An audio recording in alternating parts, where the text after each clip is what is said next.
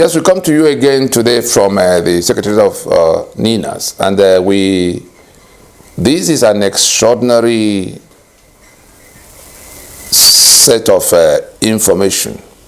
Something extraordinary happened in Abuja last week. I think it's 21st or 22nd of May in 2022.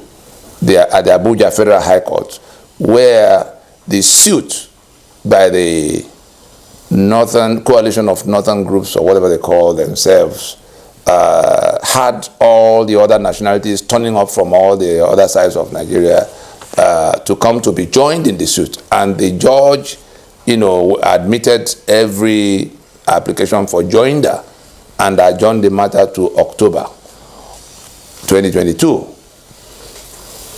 What you saw happen in Abuja in that court that day is the beginning of the journey to the actual resolution of the mischief of 1914. The mass wedding of 1914, conducted by Fredrick Lugard at the instance of his principal in London, Harcourt, the then Secretary for the Colonies, has come to grief. That mass wedding of 1914 is now facing a mass divorce from the daughters of the Lady of Means that was forcefully betrothed to the Northern Suitor, the poor husband called Northern Nigeria, Caliphate Nigeria. And so we come now to let us see what the grievances of all those who have come, the constitutional grievances of those who have come to be joined in that suit, which was originally targeted at another mischief altogether. But the hand of God, the forces of heaven, having primed it to our favor, the alliance, look at the map you see, these two maps you see, in the, tells the whole story. You will see that in the map to the left, the 1967, that's the map of the 1967 Caliphate-led alliance against the Igbo core, the place they call the southeast of today, in which that Igbo core, now made up of 5 states, is surrounded 360 degrees by the rest of Nigeria that had come as federal side on the side of the Igbo, away from the Biafra, the eastern region that went all the way to the Atlantic coast and the Cameroonian international border with Nigeria. And so Nigeria and their sponsors in Britain found a way to cut the eastern region of the time into 3 blocks, with the East Central State now locked in what you can see on this map as a dot in the circle. You see the white portion of that map to your left, that is the dot in the circle. And what it means is a land completely surrounded and circled in a manner that is hopeless for any kind of exit from the whole. And so we remember, let us make the connections so that we can establish how this coalition of northern youths came to their action that was intended to expel. They said they were going to court to ask that Nigeria conducts referendum for these Igbo people, the Biafra people that have been giving Nigeria all its trouble. There's no other trouble Nigeria has than the Igbo, according to those people. They addressed a press conference on that matter. So it is that spirit of dot in circle. It is that spirit of let us all go and behead the Igbo. Let us go and beat down the Igbo. They thought that the alliance of 1967 is still intact, so that the whole country will come with them and rush against the Igbo in bitterness like it happened before. But unfortunately for them and happily for us, the Ninas alliance has not only defeated this alliance of 1967 led by that caliphate, it has decapitated it and also replaced it, as you can see in the map to your right. The rest of Nigeria is now on one side, and the tormentors of Nigeria on the other side. They are the only ones killing in the east, in the west, and in the middle belt. They have also embraced a faith, the Sharia, that requires them to kill the rest as infidel.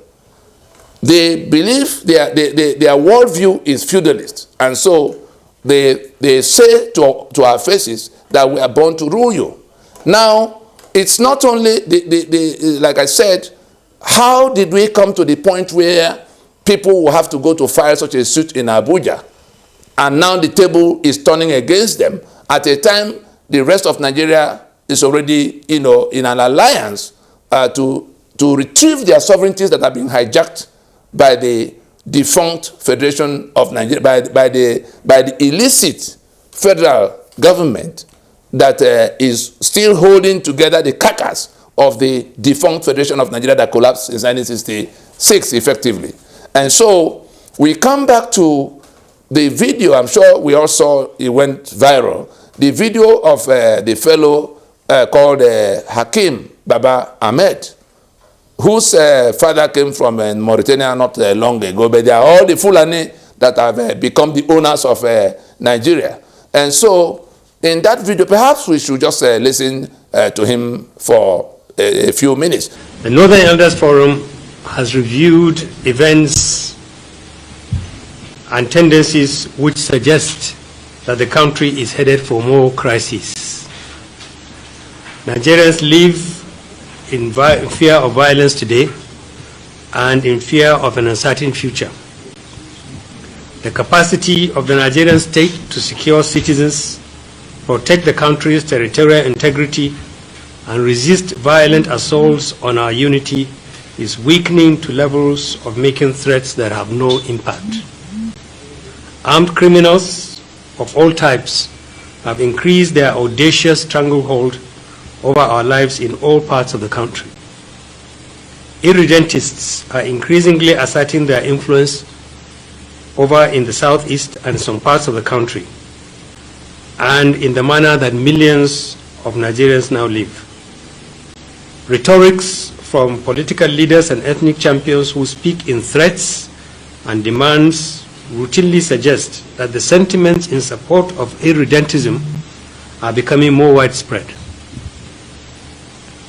All Nigerians are paying the price of failure of two sets of leaders. At the national level, the administration appears to have lost the capacity to hold the gradual descent of the country into anarchy. Political leaders in the southeast appear to have submitted to violence and terror of IPOB and ESN. Muted voices of millions of Igbo cannot be heard, so that Nigerians can understand the degree to which secession by the Igbo represents their popular choice. Nigeria has had to fight two terrible wars to preserve the country. The North has paid its dues in that war, and indeed in many ways throughout the history of our country. Under our current circumstances, no Nigerian should welcome another war to keep this country together. The North in particular has more than enough challenges, and we recognize that violent secession by any part of Nigeria will compound the problems of all Nigerians under which we live. The Forum has arrived at the difficult conclusion that if support for secession among the Igbo is as widespread as it is being made to look, and Igbo leadership appears to be in support of it, then the country should be advised not to stand in its way. He called a press conference. Hakim Baba Ahmed called a press conference to tell the whole world that Nigeria has come to where it doesn't seem it can be sustained any much further. And that the problem with Nigeria is these Igbo people that are doing this and doing that, and therefore that Nigeria should just let them go without a war like we fought before. So everything that is wrong with Nigeria in the imagination of Hakim Baba Ahmed and his sponsors, wherever they are, you know, is Igbo. He did not talk about the gross insecurity that is being inflicted on us by that caliphate, the Fulani, led by our own president and commander-in-chief, who has been established, who has been shown to be the chief organizer of the terror we are suffering from the Fulani invaders he's hosting, including the terror elements that came from the Middle East, you know, ISIS that became ISWAP in joint venture with Boko Haram and the rest of Miyetti Allah. And so Hakim Baba Ahmed did not see that as the problem of Nigeria. Hakim Baba Ahmed did not see the warped constitutional architecture of Nigeria that has been the complaint of everybody. The unitary constitution of Nigeria that is now choking all of those who have been trapped here since 1914. And so he called that press conference to tell the whole of Nigeria that we must now go and chase this Igbo out of our midst. Now, he is the spokesman of, I want us to take note, Hakim Baba Ahmed have been the spokesman of the Northern Elders Forum and all kinds of Northern this and Northern that. But on this occasion, it appears he has been elevated to something far above what he used to be, because a few days after the video was released, we saw it on the wall of the spokesman of the president of Nigeria, Garba Shehu. Garba Shehu posted this video on his wall, giving an indication that the presidency, the Buhari presidency of Nigeria, is actually, you know, operating the script that had been described by Hakim Baba Ahmed in that broadcast. And so we come to the conclusion, looking at all of what has happened in Nigeria through the last 7 to 10 years on that subject matter, we come to the conclusion that it is actually the narrative of the presidency, the Buhari presidency, the federal government of now, and the wider caliphate that floated that federal government. That is what Hakim Baba Ahmed said is their thinking, which is why the spokesman of the president had to put it on his wall as the official position. We allege that we have come to the conclusion and we're entitled to read what we see, you know, according to how we perceive it. We conclude that what Hakim Baba Ahmed said in that video is the official position of the federal government of Nigeria under Muhammadu Buhari. And then if anybody thinks it is a far-flung speculation, let us then go back to what Buhari himself had said about the dot in circle that became the quarrel with Twitter, for which there was ban and unbanning of. Look at this map again. So you can see on the map to your left, you can see the dot in circle that Buhari was talking about in that Twitter that became controversial. Now, how did that even emerge? Those who are now living in the torment called Nigeria will not remember that Muhammad Buhari, as a lieutenant, was one of those who in Nigerian army uniform went round doing the kind of thing we saw in Sokoto the other day that happened to Deborah against Igbo, because he has not been called to account by those in Britain who pretended there was no genocide in Nigeria. That's why he went up and about speaking the way he has been speaking since 2015 about this same subject, and threatening all kinds of fire and brimstone. The other time he said he was going to speak to them in the language they will understand, and now he's talking about a dot in circle. But I have bad news for the Buhari and the Garba Shehu and the Caliphate and the Baba Ahmed and all the Fulani that had come from across the border, that the alliance of the owners of Nigeria, the owners of the sovereignty that has been confiscated by brigandage into the unitary union of Nigeria we now are choking in, has defeated that alliance. They are still hoping, they were still hoping that that alliance is in place. But you can see from what has happened, the table is turned. Perhaps we have to listen to the council, to the coalition for the northern groups, who then who says that the suit, now that it has everybody from all the sides present, we can inform you now that Ninas prompted his allies to go to meet them in that suit when they filed it, to let them know that it's not the Igbos, that it's not only the Igbo that want to leave Nigeria, that everybody else want to leave Nigeria, so that the Fulani can go back to whatever they choose to go in their own path, as we see in the map of alliance. And so that's really where we are now. It's a day of joy. The coalition of northern groups had in June last year taken the National Assembly and the Attorney General of the Federation to court, seeking to stop the constitution review exercise and in its place conduct a referendum to determine who remains part of Nigeria. Over the months, various ethnic groups filed applications for joinder as interested parties. At today's proceedings, the presiding judge, Justice Inyang Ekwo, joined all the interested parties in the suit and subsequently fixed October 20th for hearing. What the plaintiff are asking for in the first place is an opportunity for all Nigerians to be given the chance to decide whether they want to stay in Nigeria or not. It's their rights. And we actually called for that.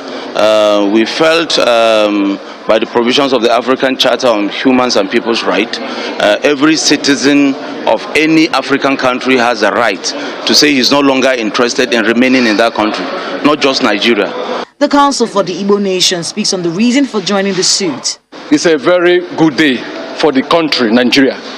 Why do I say so? Because today you can see the courts in its magnanimity granted all the motion for joinder, and we are now properly joined. The Igbo nation is now properly joined in this matter. Yes, is that there should be that they should allow this the citizens of this country, the nationality of this country, to conduct a referendum to determine whether they will continue to remain in this country as one entity, or whether they will go their separate ways. The Ijaw nation is not and has never been and can never be part of the Biafran Republic. If there is any republic we should have or are entitled to, is the Ijaw Republic and not Biafran Republic. So we need to be joined to assert our territories that have been forcefully incorporated into the Biafran map. We want a nation of our own called the Ijaw Republic, where we can administer our resources. Because when we see this quote from the telegram of 1913 from the Lord Harcourt, the Secretary for the Colonies, addressed to Lugard, trying to explain, more or less, informing the world what they were about to do in Nigeria. The Nigerian Union at inception was described by the proprietors of that criminal enterprise as a marriage between the poor North and the Southern Lady of Means. That marriage is at an end. The sons and daughters of that Southern Lady of Means have come to where they are now more interested in ending the bad arrangement than anything else. And so Ninas has also instructed his lawyers to request that court to enter that suit as friends of the court. They call it amicus curiae. The lawyers will, as people with some specialist information, specialist knowledge on the subject matter, to guide the court on what to do with these nationalities that have come to demand for referendum to determine whether they will continue in the Union of Nigeria, and if yes, we then go to the question of how. You will all remember that by the constitutional force majeure of December 16, 2020, that the Nigerian Indigenous Nationalities Alliance for Self-Determination had rolled out a framework by which these issues could be engaged. And therefore, NINA should be meeting the judge and the parties in court in October, to which the matter was adjourned, to place before the court, before the country, that proposition for how these matters could be resolved amongst all these nationalities that have been trapped here against their will under the unitary constitutional imposition we live under. And so I think we all need to watch out for how this, because between that constitutional force majeure propositions and the prayers of the plaintiffs and defendants in this matter that has now zeroed in on the question of a referendum to decide sovereignty, I think the government should now be persuaded to come to where we are going into a transition instead of election. Election is the most terrible distraction to what Nigeria needs to do now. Let those who are waving party flag, realize that what we are in is like a disputed land, construction going on a disputed land, construction going on a disputed land. The owners of the land you call Nigeria have come to court, insisting on referendum for their membership to determine their sovereignty, to determine their membership of the union. Those who are waving flag to go to contest election in 2023, I'm just sorry for you, because you are going to find out that you are trying to build, even if the election is eroded into being. I tell you that the winner, NINAS assures you that the winner of 2023 election will not find any Nigeria to govern until the issues raised by that suit in Abuja are determined. And nobody's going to wait for whether the judge or the court will say one thing or the other. The owners of the sovereignty and self-determination are inalienable to the owners of the land that have been confiscated by Nigeria against the will of the constituent, the sovereign constituent components. It's as simple as that. And so let us open our minds, find out more about what we have just said, check all the other videos of where these explanations have been made, and follow the story before it becomes something that happens to us where we are. Thank you for listening.